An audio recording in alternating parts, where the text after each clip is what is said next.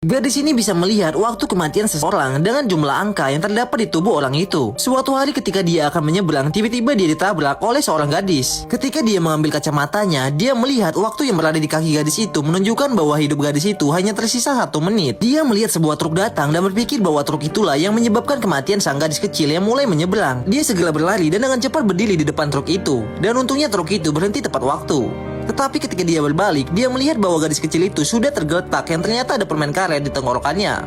Karena ada penyumbatan, gadis kecil itu tidak bisa bernapas hingga akhirnya dia meninggal. Kematian telah terjadi di sana dan bahkan setelah mengetahui hal ini, gadis itu tidak bisa merubah takdir. Setelah bertahun-tahun, gadis itu sedang pergi ke suatu tempat dengan bus. Tiba-tiba di tengah perjalanan, sebuah kecelakaan besar terjadi.